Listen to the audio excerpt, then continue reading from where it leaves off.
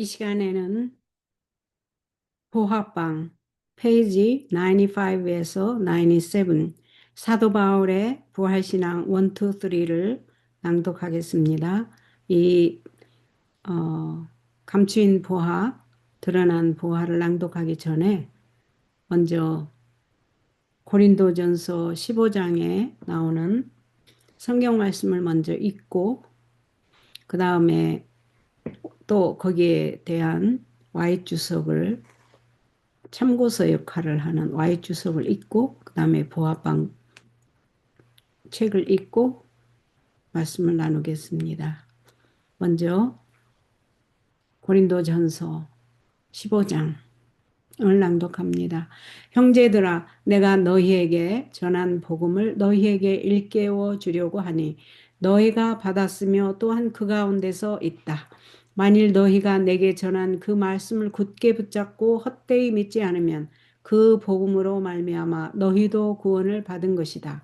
내가 받은 것을 먼저 너희에게 전하였으니 그리스도께서 성경대로 우리 죄를 위하여 죽으시고 무덤에 묻히셨다가 성경대로 제3일에 살리심을 받아 게바에게 나타나시고 그 다음에 12제자에게 그 후에 500명이 넘는 형제들에게 동시에 나타나셨는데 그 가운데 대다수가 지금까지 살아있고 어떤 이들은 잠들었다.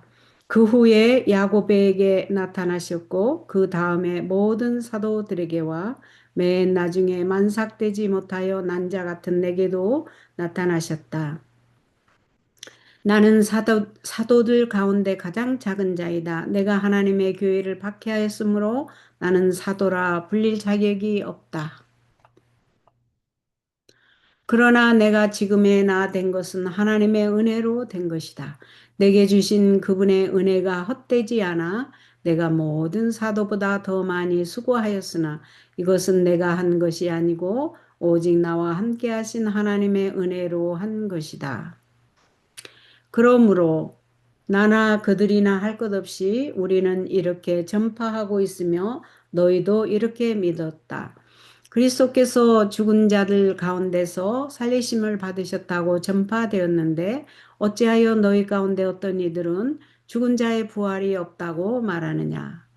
만일 죽은 자의 부활이 없으면 그리스도께서도 살리심을 받지 못하셨을 것이다.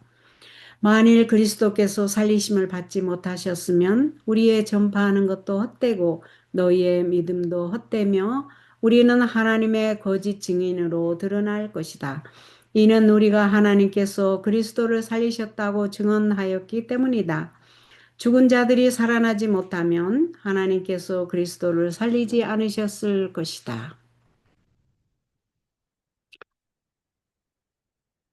죽은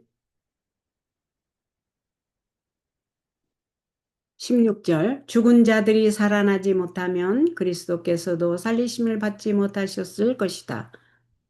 17절 그리스도께서 다시 살리심을 받지 못하셨으면 너희의 믿음도 헛되고 너희는 여전히 너희의 죄 가운데 있으며 그리스도 안에서 잠든 자들도 망하였을 것이다. 우리가 그리스도 안에서 바라는 것이 이 생뿐이라면 모든 사람들 가운데 우리가 가장 불쌍한 자들이다. 그러나 이제 그리스도께서 죽은 자들 가운데서 살리심을 받아 잠자는 자들의 첫 열매가 되셨다. 사망이 한 사람으로 말미암았으니 죽은 자들의 부활도 한 사람으로 말미암는다. 아담 안에서 모든 이가 죽은 것 같이 그리스도 안에서 모든 이가 살게 될 것이다. 그러나 각각 자기의 차례대로 될 것이니 먼저는 첫 열매인 그리스도이시고 그 다음은 그리스도께서 재림하실 때에 그분께 속한 자들이다. 그 다음은 마지막인데 그때는 그분께서 모든 권력과 모든 권세와 권능을 없애버리시고 그 나라를 하나님 아버지께 바치실 때이다. 그분께서 모든 원수들을 그 발 아래 두실 때까지 다스리실 것이니 마지막으로 멸망받을 원수는 사망이다.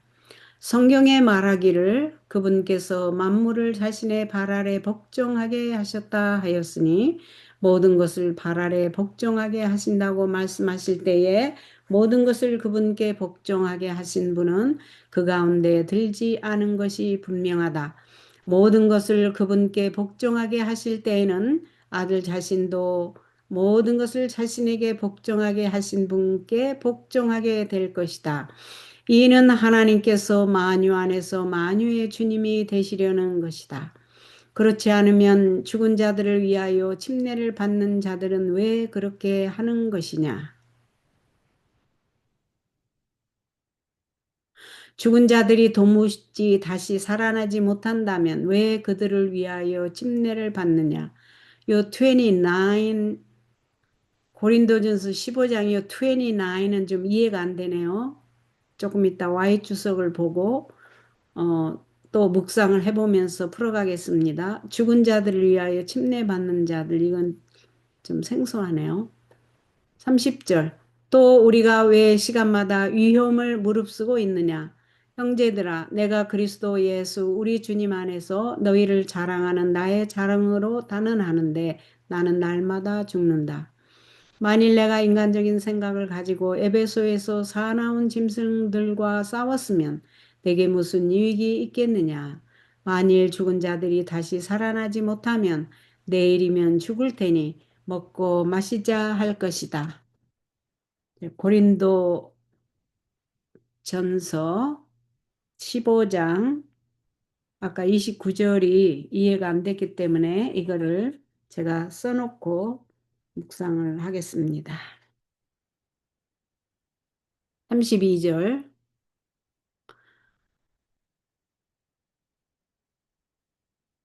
31절 읽었죠 제가? 30절부터 다시 읽겠습니다. 또 우리가 왜 시간마다 위험을 무릅쓰고 있느냐? 형제들아, 내가 그리스도 예수 우리 주님 안에서 너희를 자랑하는 나의 자랑으로 단언하는데 나는 날마다 죽는다. 만일 내가 인간적인 생각을 가지고 에베소에서 사나운 짐승들과 싸웠으면 내게 무슨 유익이 있겠느냐? 만일 죽은 자들이 다시 살아나지 못하면 내일이면 죽을 테니 먹고 마시자 할 것이다. 속지 마라. 나쁜 친구들이 좋은 습관을 망친다. 똑바로 정신을 차리고 죄를 짓지 마라. 하나님을 알지 못하는 자들이 더러 있기에 내가 너희를 부끄럽게 하기 위하여 이 말을 한다. 그러나 어떤 이는 죽은 자들이 어떻게 살아나게 되며 어떠한 몸으로 옵니까? 라고 물을 것이다. 어리석은 자여, 네가 뿌리는 씨가 죽지 않으면 살아나지 못한다. 네가 뿌리는 것은 장차 생겨날 몸이 아니라 다만 밀이나 다른 것의 알갱이 뿐이나 하나님께서 자신이 원하시는 대로 그것에게 몸을 주시되 씨앗에게 각각 그 자체의 몸을 주신다. 육체라고 해서 다 같은 육체가 아니다. 사람의 육체가 다르고 짐승의 육체가 다르며 새의 육체가 다르고 물고기의 육체가 다르다. 하늘에 속한 몸들이 있고 땅에 속한 몸들이 있으나 하늘에 속한 것들의 영광이 다르고 땅에 속한 것들의 영광이 다르다. 해의 영광이 다르고 달의 영광이 다르며 별들의 영광도 다르고 별과 별의 영광이 서로 다르다. 죽은 자들의 부활도 이와 같으니 멸망할 것으로 심고 멸망하지 않을 것으로 살아나며 욕된 것으로 심고 영광스러운 것으로 살아나며 약한 것으로 심고 능력 있는 것으로 다시 살아나며 육의 몸으로 심고 영적인 몸으로 살아난다. 육의 몸이 있으면 영적인 몸도 역시 존재하는 것이다. 첫사람 아담은 생명체가 되었다라고 기록된 것과 같이 마지막 아담은 생명을 주는 영이 되었다. 그러나 영적인 것이 먼저가 아니라 육에 속한 것이 먼저이고 다음이 영적인 것이다. 첫 사람은 땅에서 났으므로 흙에 속한 자이나 둘째 사람은 하늘에서 났다. 흙에 속한 자는 저 흙에 속한 자들과 같고 하늘에 속한 자는 저 하늘에 속한 자들과 같다. 우리가 흙에 속한 자의 형상을 입은 것 같이 또한 하늘에 속한 분의 형상을 입게 될 것이다. 형제들아, 내가 말하니 곧 살과 피는 하나님 나라를 위협으로 받을 수 없고 또한 썩을 것은 썩지 않을 것을 위협으로 받지 못한다.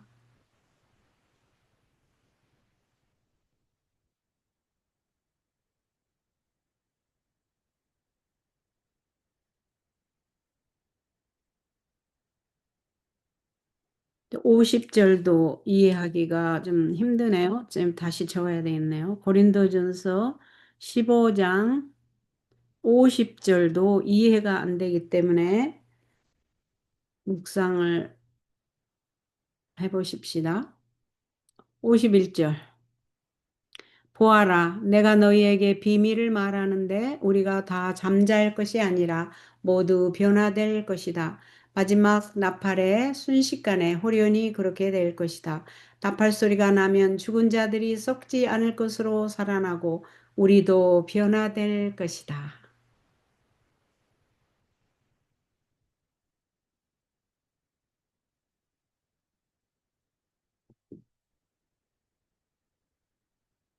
이 멸망할 것이 멸망하지 않을 것을 입어야 하고 이 죽을 것이 죽지 않을 것을 입어야 한다.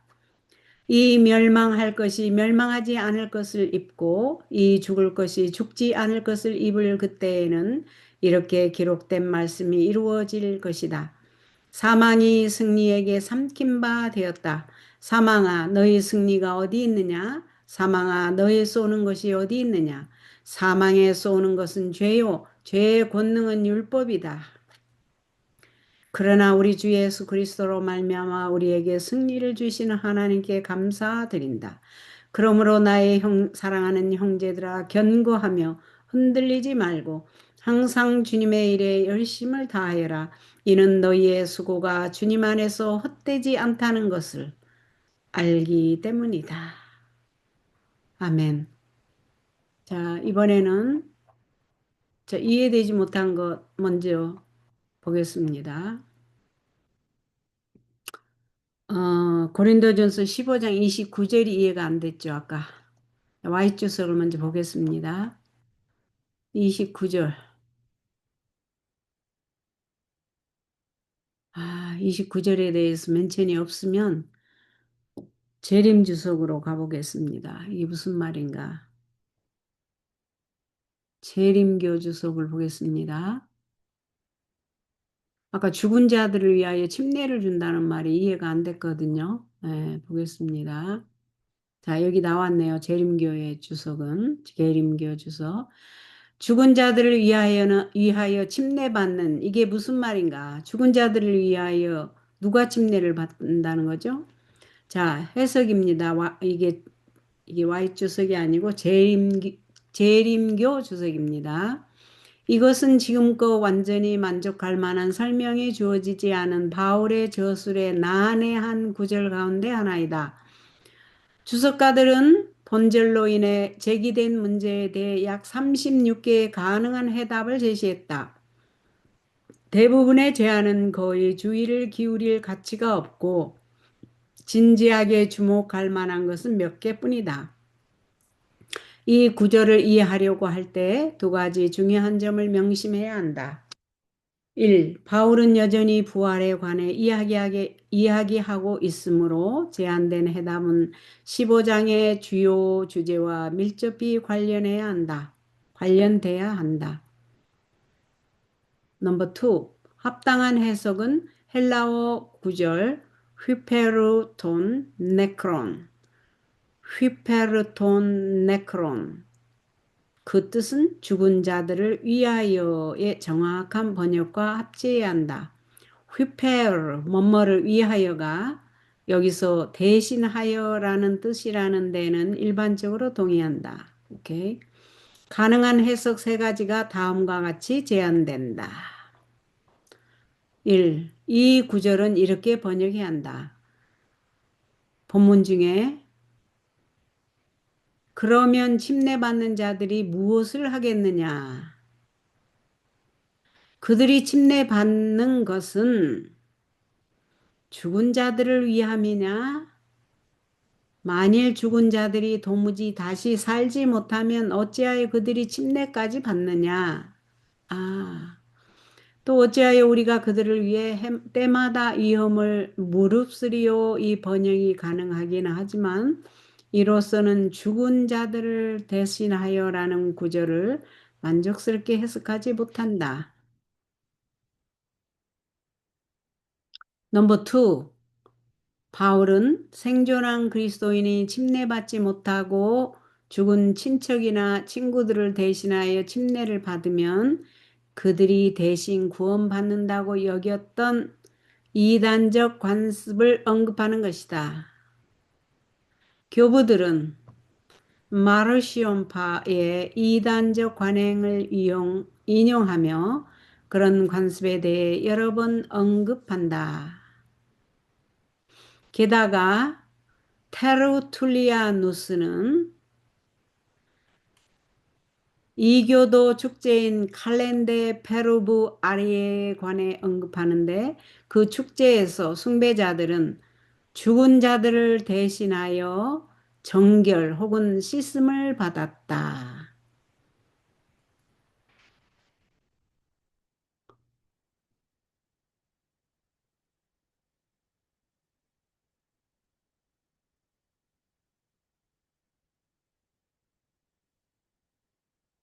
마르시온파는 AD 2세기 중엽에 번성했다. 이 두 번째 견해를 충족시키려면 그 관습이 시작된 연대가 바울 시대까지 거슬러 올라가는 가설이 필요하다. 사도가 기독교 기본 교리를 지지하는 데 있어 이교도 혹은 이단의 관습을 인용하지 않았을 것이라는 반론이 제기됐다.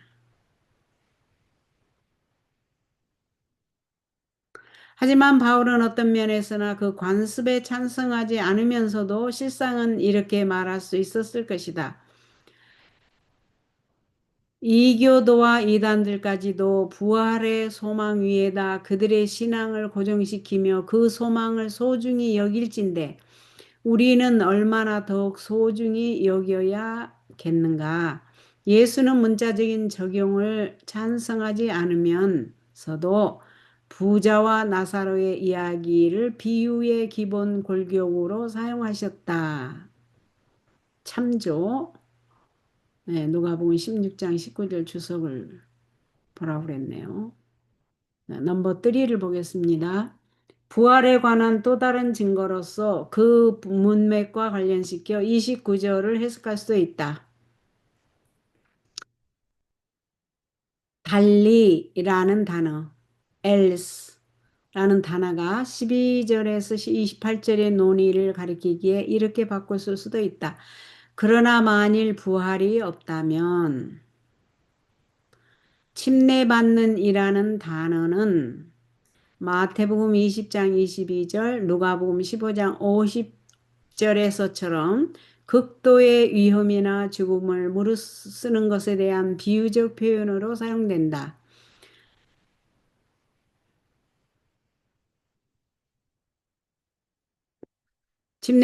받은 자들은 부활의 소망을 전파할 때 끊임없이 죽음에 직면하는 사도들을 가리킨다. 바울이 이 서신을 쓴 에베소에서 당한 자기의 경험에 관해 그는 때마다 위험을 무릅쓰고 견디었고 살 소망까지 끊어져 말하자면 날마다 죽었다고 언명했다.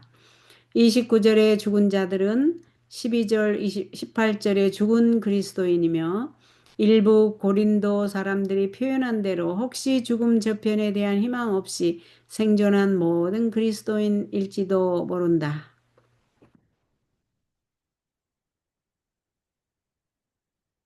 이 해석대로라면 29절은 이렇게 바꿔 쓸 수 있다. 즉, 그러나 만일 부활이 없다면 어쨌든 죽을 때 멸망될 운명에 처한 사람들을 대신해서 끊임없이 죽음을 무릅쓰는 복음의 사자들은 무엇을 하겠느냐?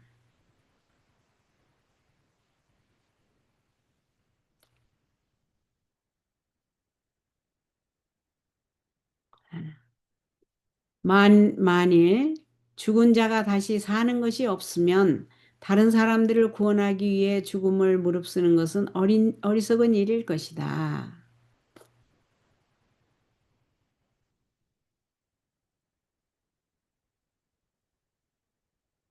따라서 죽음을 무릅쓰는 사도들의 부단한 용기는 부활을 믿는 믿음에 대한 탁월한 증거이다. 여러 사람이 가르치는 것처럼 그리스도인이 죽은 친척과 친구들을 대신해서 침례받는 것이 불가능하다는 점은 사람이 침례로 유익을 얻고 구원받기 위해서 그리스도를 개인적으로 믿고 자기 죄를 고백해야만 한다는 많은 성경절을 볼 때 분명하다. 가장 의로운 사람도 자기의 생명만 건진다. 참고로 에스겔 14장 14절을 16절 참고적으로 시편 49편 7절에 자기의 생명만 건진다는 설명이 있었죠. 죽음은 각자에 대한 은혜의 시기가 끝났다는 표시이다.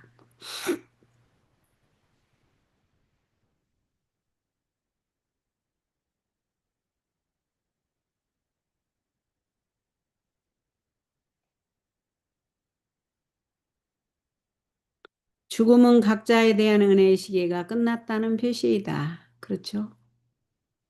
달리 이 말은 혹은 그렇지 않으면 바울은 여기서 부활에 관한 논증의 본론으로 돌아온다.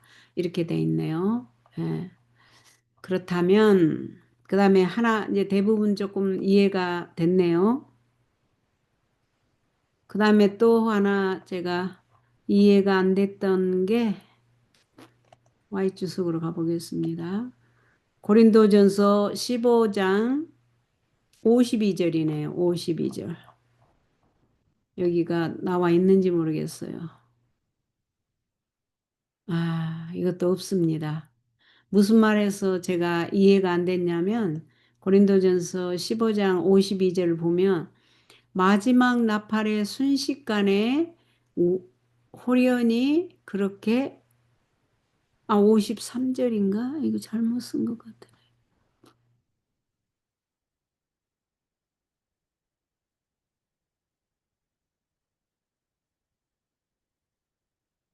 이게 몇 절이지? 15장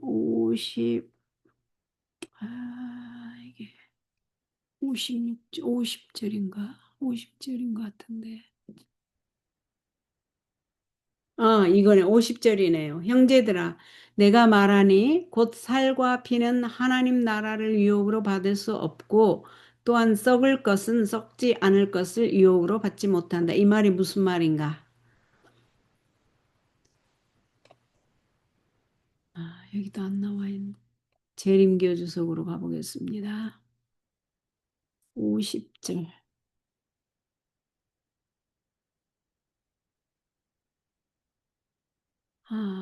이것도 굉장한 설명이 기네요.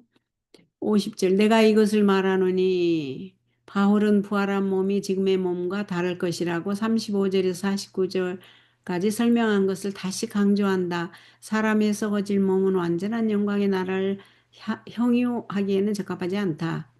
죄가 인류에게 들어오기 전에는 인간의 육체는 완전한 세상의 상태에 적합했다. 하나님이 창조하신 모든 것은 완전했기에 아담과 하와의 육체도 똑같이 썩어짐 없이 완전했고 완벽한 환경에 적합했다. 사람이 범죄하자 그의 본질은 변했다. 그러므로 사람이 회복된 에덴의 행복에 들어가기 전에 그의 몸은 변화되어 완전한 하늘에 적합해질 것이다. 그 말씀이죠. 부활한 육체가 혈과 육으로 이루어지지 않는다는 가르침이 혈과 육으로 이루어지지 않는다는 가르침이 본문에 담겨 있다고 믿는 이들도 있지만 그런 결론은 공인되지 않은 것이다. 혈과 육은 이 세상 사람을 가리키는 비유적 표현이므로 있는 그대로의 문자적 표현으로 간주해서는 안 된다. 바울은 사람의 현재 육체가 하나님의 나라에 들어가기에 부적합하다는 점을 단순히 확언한 것뿐이다. 부활한 몸에 혈과 육이 있을 것이라는 점은 부활한 몸에 혈과 육이 있을 것이라는 점은 살과 뼈로 이루어진 우리의 새로운 몸도 그리스도의 영화로운 부활의 몸처럼 변화될 것이라는 사실에서 논리적으로 추론할 수 있다. 부활한 성도의 몸은 아담이 처음 창조됐을 때 소유했던 유형의 몸과 크게 다르지 않을 것이라고 결론 내리는 것은 더욱 지당하다. 사람이 범죄하지 않았다면 분명히 그 몸을 영원히 간직했을 것이다. 그러니까 부활한 성도의 몸은 아담이 처음 창조됐을 때 소유했던 유형의 몸과 크게 다르지 않을 것이라고 결론 내리는 것은 더욱 지당하다. 그렇게 그 말씀을 이제 이해가 좀 됐습니다. 네. 그러면 이제 Y주석으로 가서 고린도전서 15장에 Y주석에 나온 말만 좀 보고 보아방 드러난 보아 감추인 보아 드러난 보아방 책을 낭독하고 묵상을 해보겠습니다. 고린도전서 15장을 지금 먼저 바른 성경으로 낭독해드렸고 지금은 Y주석을 낭독해드립니다. 6절에 불멸화된 거룩한 사실들 이게 무슨 말인가? 그리스도는 부활하신 후에 이 Y주석입니다. 그리스도는 부활하신 후에 그의 추종자들 이외에 어떤 사람에게도 자기의 모습을 드러내지 않으셨다. 그러나 그의 부활에 대한 증언은 부족함이 없었다.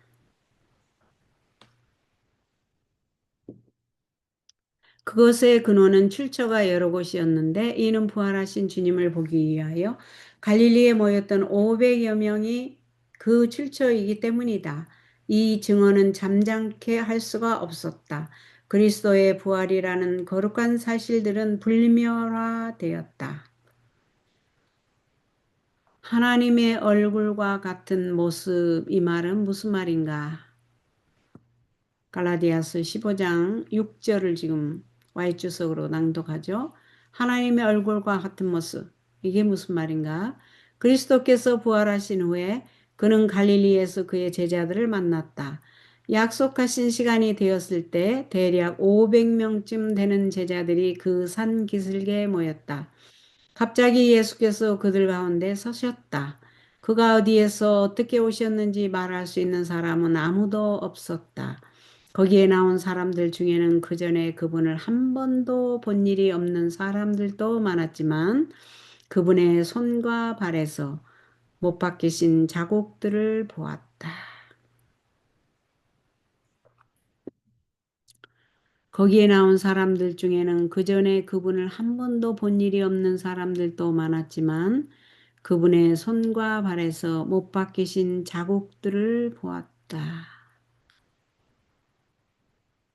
그의 모습은 하나님의 얼굴과 같았다. 그리고 그들이 그분을 보았을 때에 경배를 드렸다. 그 말이 요 하나님의 얼굴과 같은 모습이었다는 말이군요. 아멘. 그다음에 고린도전서 15장 20절에 요 제단의 원형이신 그리스도가 무슨 말인가?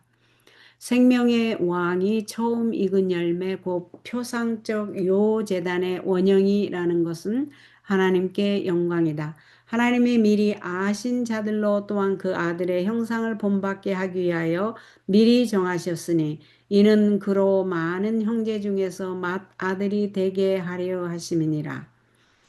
그리스도는 잠자는 자들의 첫 열매가 되셨다. 유대인들은 그리스도께서 죽음에서 부활하신 바로 이 장면을 그 표상인 거룩한 명절로 지켰다. 그들이 첫 열매를 거두어 드렸을 때 성전으로 올라가서 감사제를 드렸다. 소학의 첫 열매를 거룩하게 구별하여 주게 드렸다. 그리스도는 잠자는 자들의 첫 열매가 되셨다.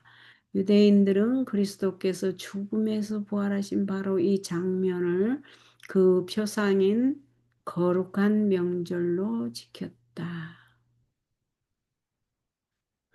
그들이 첫 열매를 거두어 드렸을 때 성전으로 올라가서 감사제를 드렸다. 수확의 첫 열매를 거룩하게 구별하여 주께 드렸다. 그것은 사람의 시용으로 쓰여져서는 안 되는 물건이었다. 처음 익은 열매는 하나님께 감사 예물로 드려졌다. 그분이 추수의 주인으로 인정함을 받은 것이었다. 그들은 들에서 익은 곡식의 첫 이삭들을 조심스럽게 모아두었다가 예루살렘에 올라갔을 때 가져가서 하나님께 드렸는데 그 처음 익은 곡식단을 하나님 앞에 흔들어서 감사 예물로서 바쳤다. 이 예식을 치르고 난 다음에 곡식에다 낫을 대어서 거두어 드릴 수가 있었다. 음, 이제 개인적으로 이 하나님 앞에서 흔들었다. 요제로 드렸네요. 그죠? 근데 이 흔든 이유가 알고 싶네요. 최종적 부활의 견본. 최종적 부활의 견본. 그리스도의 부활은 그리스도 안에서 잠자는 모든 자들의 최종적 부활의 견본이었다. 부활하신 구주의 몸과 그분의 자태와 그의 말의 억양은 모두 다 그를 따르는 자들에게 낯익은 것들이었다. 이와 같이 그리스도 안에서 잠자는 자들도 그런 낯익은 모습으로 다시 부활할 것이다. 제자들이 예수님을 알아보았던 것 같이 우리도 우리의 친구들을 알아볼 것이다. 비록 그들이 이 세상의 생활 속에서 병들고 불구가 되고 모습이 보기 흉하게 일그러졌을지라도 몸은 영광스럽게 부활할 것이며 그 중에서도 그들의 개인적 신원은 완전하게 보존될 것이다. 예수님의 얼굴에서 비쳐나오는 빛으로 광채가 나는 얼굴을 한 우리의 사랑하는 사람들의 모습을 알아볼 것이다.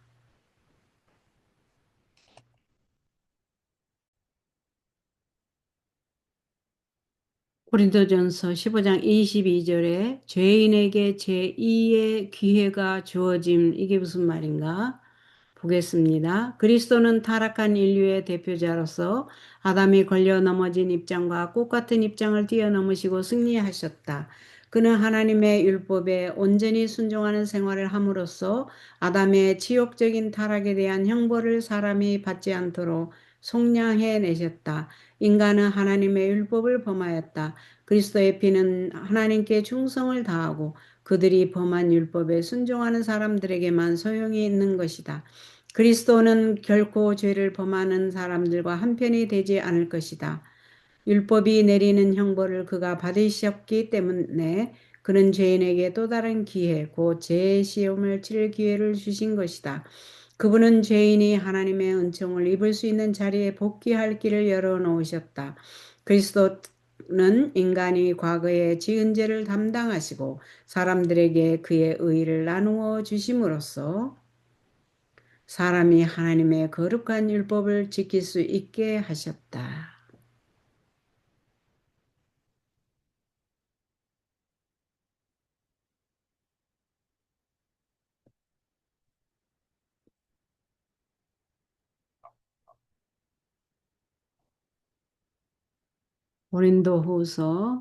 고린도전서 15장을 읽고 있습니다. 여기 42절에 새 몸에도 개성은 존재됨. 이게 무슨 말인가 읽겠습니다. 비록 부활한 몸이 무덤 속으로 들어갈 때와 꽃 같은 물질이나 원소로 이루어지지는 않겠지만 우리의 개성과 동일성은 그대로 보존된다. 하나님이 하시는 불가사의한 일들은 인간에게는 하나의 신비이다. 인간의 정신과 품성은 하나님께로 돌아가 그대로 보존된다. 부활할 때 모든 사람들은 각자 자기의 품성을 갖게 될 것이다. 하나님은 자기가 정하신 때에 죽은 자를 불러내시고 생명의 호흡을 다시 주실 것이며 마른 뼈들에게 다시 살라고 명하실 것이다.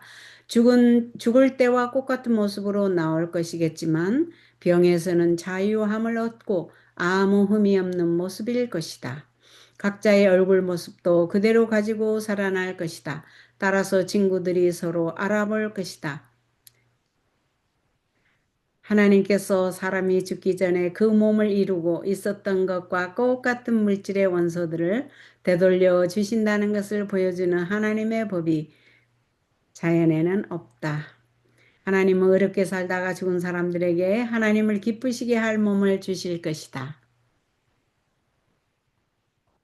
바울은 밭에 뿌려진 곡식알갱이의 예를 들어서 이 문제를 설명하였다. 파종된 알갱이는 썩었지만 거기에서 새로운 곡식 나랄이 나온다. 썩은 나달 속에 있는 자연의 원수가 결코 그 전과 똑같이 재구성되지는 않지만 하나님은 그것에다 자기를 기쁘시게 할 만한 형체를 주신다. 인간의 몸을 이루는 데는 훨씬 더 좋은 재료가 쓰여질 것이다. 이는 그것이 새로운 피조물이요 새로운 출생이기 때문이다.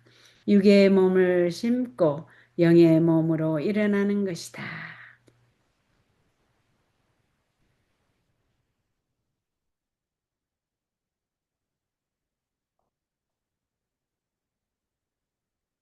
51절 불멸을 위한 마지막 손질. 이게 무슨 말인가?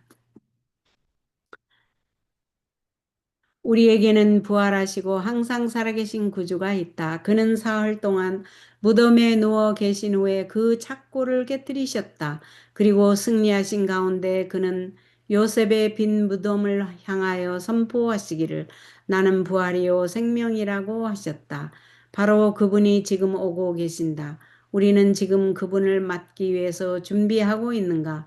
만약 우리가 잠들면 우리가 예수 그리스도 안에 있는 소망으로 부활할 수 있도록 준비하고 있는가? 그대는 그대의 형제들과 자매들을 구원하기 위하여 노력하고 있는가? 생명을 주시는 분이 곧 오실 것이다. 생명의 시여자께서 무덤의 착고를 깨뜨리시려고 오고 계신다. 포로들을 데리고 오시면서 나는 부활이요 생명이라고 보고하실 것이다. 거기에 부활한 무리들이 서 있을 것이다. 그들이 가졌던 마지막 생각들은 죽음과 그 고통, 무덤과 묘지 등에 관한 것이었으나 이제 그들은 오 사망아 너희 쏘는 것이 어디 있느냐 사망아 너희 이기는 것이 어디 있느냐라고 선언할 것이다.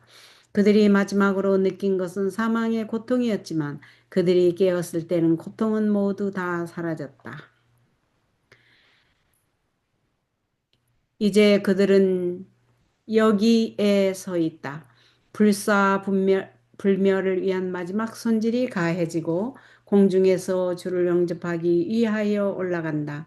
하나님의 도성의 문이 활짝 열리고 진리를 굳게 지킨 열국의 백성들이 안으로 들어간다. 양편에는 천사들이 줄을 지어 서 있다.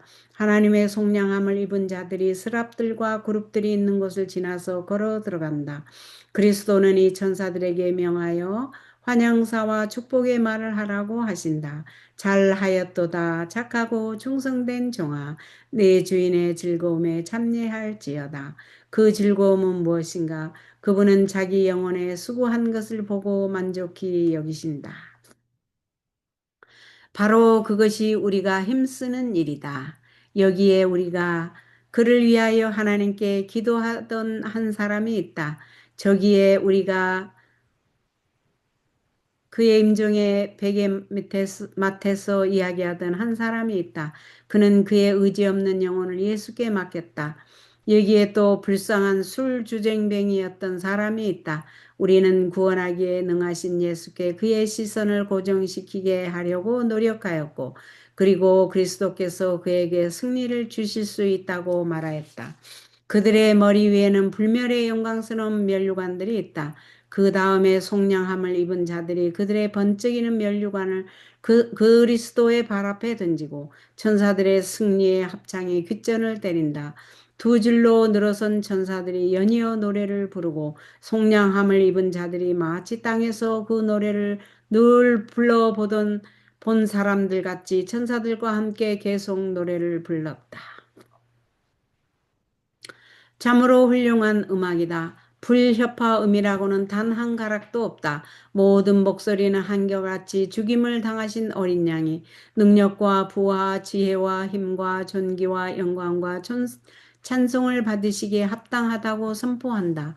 그분은 그의 영혼에 수고한 것을 보시고 만족히 여기신다. 그 누가 자기가 당한 시련과 어려움들을 이야기하려고 시간을 내려는 사람이 있겠는가? 이전 것은 기억되거나 마음에 생각나지 아니할 것이라. 하나님께서 모든 눈물을 그 눈에서 씻기실 것이다. 여기까지입니다. 자, 여기까지이고요. 이제 여기 고린도전서 15장을 중심으로 어, 보아방을 에 나온 책, 드러난 감추인 보아, 드러난 보아. 이 책 이름이 감추인 드러난 보아입니다. 페이지 95페이지에서 97페이지를 낭독해 드리겠습니다. 근데 제가 여기에 이 책이 이 PDF로 나와 있지 않기 때문에 그냥 제가 읽어 드리기만 하겠습니다. 사도 바울의 부활신앙 1. 고린도전서 15장은 부활에 대해 가장 자세하게 설명하고 있습니다. 왜냐하면 그때 고린도 교회 성도들 중에는 육체로는 죽지만 영혼은 안 죽는다는 영지주의에 빠져 있는 사람이 많았기 때문입니다. 이렇게 플라톤과 같은 유명한 헬라 철학자들의 이원론과 영지주의의 산물이 바로 영혼 불멸설입니다. 이 감추인 드러난 보화는 어무식 목사님의 책입니다. 여러분들이 그 책이 필요하시면 어무식 목사님과 컨택해서 이 책을 사실 수 있습니다. 미주 시조사 책에서도 시조사에도 연락하면 있습니다. 그 책을 지금 낭독하고 있습니다. 안타깝게도 그때뿐만 아니라 지금도 많은 진실한 그리스도인들이 영혼 불멸설을 믿고 있습니다. 그러나 성경은 분명히 불멸이란 하나님만의 속성이며 인간의 어떠한 부분, 이 프렌티스 가로 영혼이라고 하셨네요. 너 불멸이라고 말하지 않습니다. 죽지 아니함, 불멸이라는 뜻, 아다나시아는 신약에 오직 3번 나옵니다. 여기에 관련된 성경줄이 소개되었는데요. 디모데전서 6장 16절 오직 하나님에게만 죽지 아니함 불멸 아다나시아가 있고 가까이 가지 못할 빛에 거하시고 어떤 사람도 보지 못하였고 또 볼 수 없는 이시니 그에게 존귀와 영원한 권능을 돌릴지어다. 아멘. 또 아까 저희들이 낭독했듯이 고린도전서 15장 53절 이 썩을 것이 반드시 썩지 아니할 것을 입겠고 이 죽을 것이 죽지 아니함을 가로 프렌티스하고 불멸 아다나시아라고 하셨네요. 죽지 아니함을 입으리로다. 고린도전서 15장 54절 이 썩을 것이 썩지 아니함을 입고 이 죽을 것이 죽지 아니함을 입을 때에는 사망을 삼키고 이기리라고 기록된 말씀이 이루어지리라. 그러면 이 죽을 것이 이제 여기서는 성경 말씀이 아니고 이 책의 저자가 하는 말입니다. 그러면 이 죽을 것이 죽지 아니함을 입을 때가 언제입니까? 참으로 중요한 질문입니다. 정답은 바로 그 앞에 51절, 52절에 나옵니다. 바로 나팔 소리가 날 때입니다. 예수님 재림 때 그 나팔 소리를 듣고 후련히 일어난다는 그 말씀인데요. 다시 성경절이 소개되었습니다. 고린도전서 15장 51절 그리고 52절. 보라, 내가 너희에게 비밀을 말하노니 우리가 다 잠잘 것이 아니오 마지막 나팔의 순식간에 호련히 다 변화되리니 나팔 소리가 나매 죽은 자들이 썩지 아니할 것으로 다시 살아나고 우리도 변화되리라.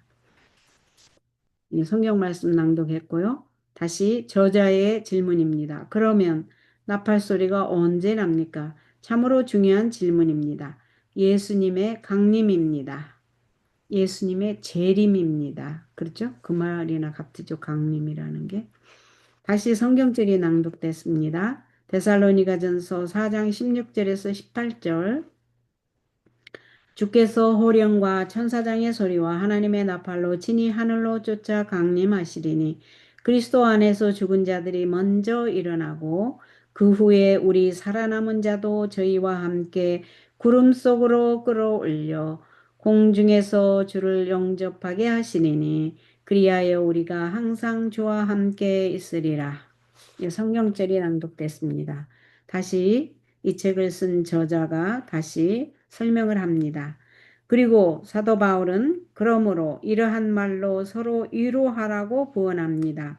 우리 예수님께서 다시 재림하실 때입니다. 그때 무덤의 속박을 깨뜨리고 그리스도 안에서 죽은 자들이 영생으로 부활합니다. 그러면 부활하기 전까지 우리의 상태는 어떻습니까? 참으로 중요한 질문입니다. 고린도전서 15장 51절에는 부활할 때까지는 잠을 자는 상태라고 말했고 52절에는 그 잠자는 상태를 죽음이라고 표현합니다. 사도 바울은 잠자는 상태에서 순식간에 홀연히 다 변화되는 부활을 비밀이라고 언급했습니다. 이 비밀을 사도 바울은 확실히 알았고 믿었습니다.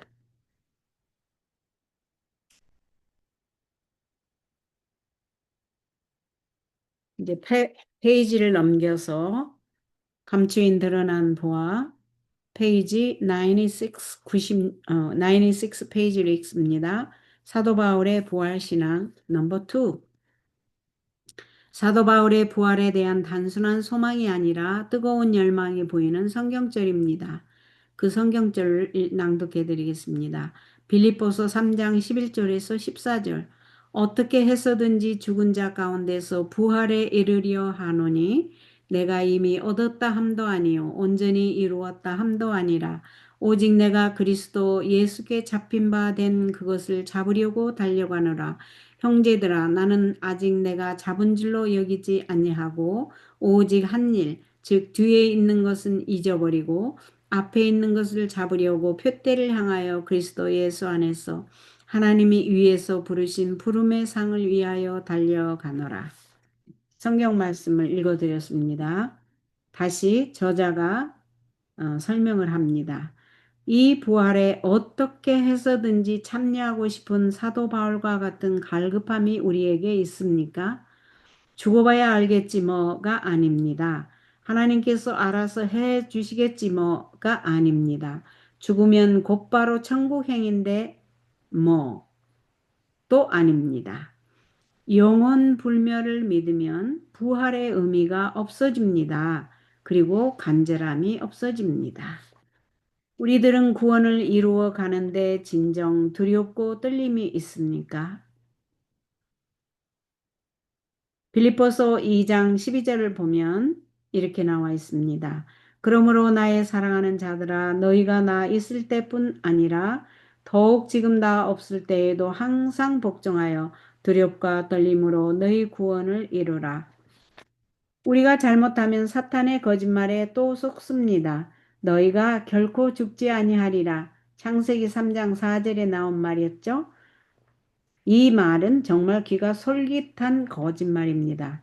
그러나 하나님의 말씀은 창세기 2장 17절을 보시면 정령 죽으리라는 선언입니다.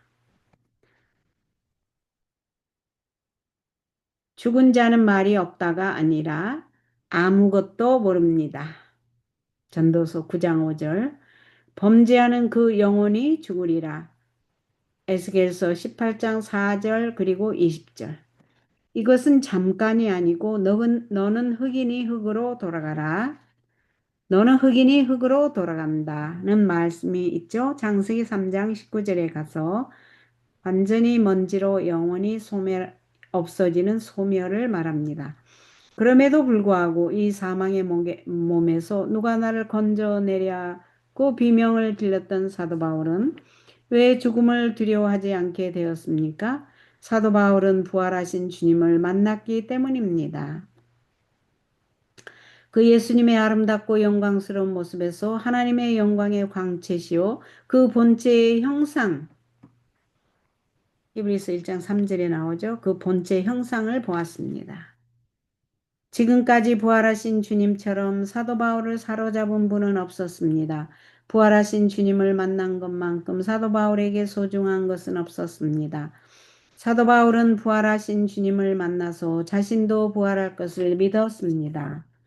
그래서 죽는 것이 두렵지 않았습니다. 오히려 주님의 부활에 이르기 위해서 주님의 죽으심을 본받았습니다. 사도 바울은 그토록 알고 싶어 한 것이 세 가지가 있었습니다. 그리스도를 알고 싶어 했습니다. 그리고 그 부활의 권능을 알고 싶어 했습니다.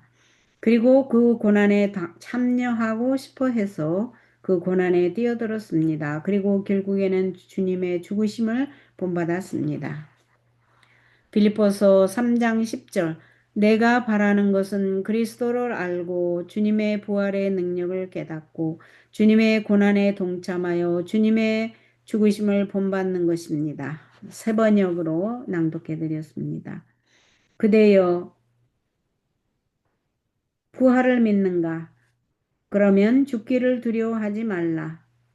저자가 이 글을 쓴 저자가 지금 질문하는 거죠. 요한복음 11장 25절 26절에 예수께서 이르시되 나는 부활이요 생명이니 나를 믿는 자는 죽어도 살겠고 무릇 살아서 나를 믿는 자는 영원히 죽지 아니하리니 이것을 네가 믿느냐. 요한복음 11장 25절에서 26절 말씀이었습니다. 다음은 페이지 97. 사도 바울의 부활신앙 넘버 3입니다. 어, 이게 중요한 메인 아이디어가 나와 있는 것을 읽어드리겠습니다. 그리스도의 몸의 한 부분이 되어 그리스도께서 죽으실 때 함께 죽은 우리는 그리스도의 새 생명을 얻어 다시 태어났고 장차는 그리스도께서 부활하신 것처럼 우리도 부활하게 될 것입니다. 로마서 6장 5절 현대어 성경 낭독해 드렸습니다. 그리스도인은 죽을지라도 그 안에 그리스도의 생명이 있으므로 의인들이 부활할 때 새로운 생명으로 일어날 것입니다. 씨앗은 죽음으로 싹에게 생명을 주는 것입니다. 씨는 새 생명을 내기 위하여 죽습니다. 땅에 묻힌 씨는 죽어서 발아합니다. 살아계신 하나님의 능력은 이 죽은 씨에 생명을 주는 것입니다. 이는 너희가 죽었고 너희 생명이 그리스도와 함께 하나님 안에 감추었음이니라. 골로새서 3장 3절의 말씀을 낭독해 드렸습니다. 계속 이 저자는 하나님의 말씀을 낭독하면서 설명합니다. 욥기 19장 25절에서 27절 한글 킹 제임스 성경절이 나와 있고 제가 낭독해 드립니다. 이는 나의 구속주가 살아 계시고 훗날 그가 땅에 서실 것임을 내가 알미라. 내 피부의 벌레들이 내 몸을 멸하여도 내가 내 몸을 입고 하나님을 보리라. 내가 친히 그를 보리니 비록 내 콩팥이 내 안에서 소멸된다 해도 다른 사람이 아닌 내 눈으로 보리라. 욥기서 19장 25절에서 27절 한글 킹 제임스를 낭독해 드렸습니다. 다시 이 책의 저자가 설명합니다. 부활 시에는 우리의 각자의 신원이 보존되어 있을 것입니다. 그렇다고 무덤에 들어갈 당시 신체의 물적 성분이 고스란히 보존되는 것은 아닙니다. 하나님의 놀라운 역사가 인간에게는 하나의 신비입니다. 인간의 정신 곧 성품은 하나님께로 돌아가 보존됩니다. 부활 시에 사람은 각자의 성품을 지닐 것입니다. 하나님은 정하신 때에 죽은 자를 부르시고 생명의 호흡을 다시 주실 것입니다. 마른 뼈에게 살아나라고 명하실 것입니다. 부활한 형체는 전과 같지만 몸에는 질병이나 어떤 결함도 없을 것입니다. 똑같은 개인적 특성을 다시 지녀서 친구 사이에 서로 알아볼 수 있을 것입니다. 자연에 존재하는 하나님의 법칙에서는 죽기 전에 인체를 구성했던 물질 입자를 하나님이 그대로 되돌려 놓을 것이라고 말하지 않습니다. 하나님께서는 죽은 의인들이 자식들에게 자신이 기뻐하실 만한 몸을 주실 것입니다. 바울은 밭에 뿌려진 곡식의 씨앗으로 이 문제를 설명합니다. 밭에 심겨진 씨앗은 썩지만 거기서 새로운 씨앗이 나옵니다. 썩어버린 곡식 안에 들어있던 자연 성분은 결코 이전처럼 되돌아오지 않지만 하나님은 전과 같은 보기 좋은 몸체를 주십니다. 더 훌륭한 물적 성분이 인간의 몸을 구성할 것입니다. 새로운 피조물이고 새로운 탄생인 것입니다. 육의 몸으로 심어지고 영의 몸으로 일어나는 것입니다. 고린도전서 15장 42절에서 51절 말씀입니다. 그리스도께서 죽으셨듯 우리 신자는 죽을 수도 있지만 구주의 생명이 그의 안에 있습니다. 우리 안에 있습니다. 우리의 생명은 하나님 안에서 그리스도와 함께 숨겨져 있습니다.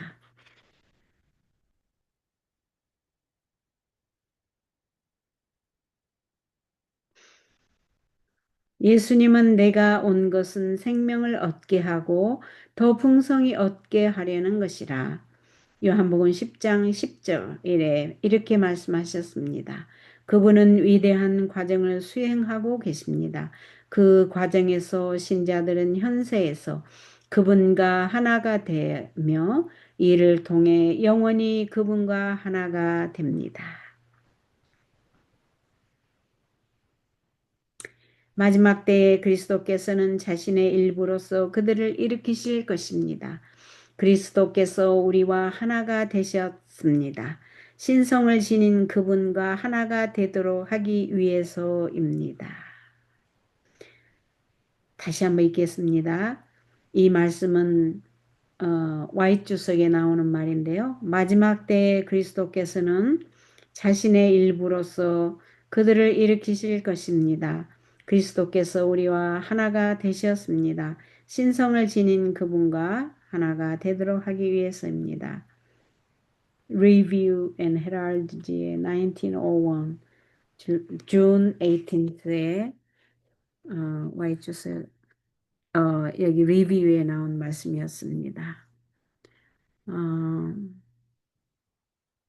오늘은 고린도전서 15장 바른 성경을 낭독해 드렸고 Y주석을 낭독했고 그 다음에 Y주석에 나오지 않은 제가 질문을 가진 두 성경절에서는 재림교 주석을 낭독했으며 그 다음에 책 저자 어무식 목사님이 저술한 감추인 드러난 보화 페이지 91페이지에서 이죠. 제가 95페이지에서 97페이지를 낭독했으며 사도 바울의 부활 신앙에 대해서 낭독해 드렸습니다. 그 다음에 저자의 또 설명을 낭독해 드렸습니다. 오늘은 여기까지 하겠습니다.